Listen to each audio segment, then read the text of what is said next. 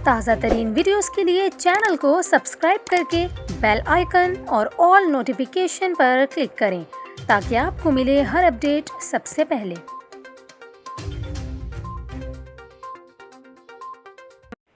और यहाँ पर आपको खबर दें, महकमा मौसमियात ने कराची में समंदरी हवाएं बंद होने के बायस दर्जा हरारत में इजाफे की पेशगोई कर दी। महकमा मौसमियात की जानिब से कहा गया कि कराची में समंदरी हवाएं बंद हैं, जिसके बायस आज से दर्जा हरारत में इजाफे का इम्कान है। महकमा मौसमियात के मुताबिक गुज़िश्ता रात कराची का कम से कम दर्जा हरारत 19.5 डिग्री सेंटीग्रेड रिकॉर्ड किया गया और आज ज़्यादा से ज़्यादा दर्जा हरारत 34 से 36 डिग्री सेंटीग्रेड के दरमियान ही रहेगा। महकमा मौसमियात का ये कहना है कि कराची में हवा में नमी का तनासुब 39% है, जबकि 5 किलोमीटर फी घंटा की रफ्तार से हवा चल रही है। दूसरी जानिब महकमा मौसमियात ने आइंदा 24 घंटों के दौरान कोयटा, लाहौर, इस्लामाबाद और पेशावर समेत मुल्क के बेशतर इलाकों में मौसम सर्द और खुश्क रहने की पेशगोई की है, जबकि कश्मीर और गिलगित बल्तिस्तान में मौसम सर्द रहने और कहीं कहीं बारिश का इम्कान है।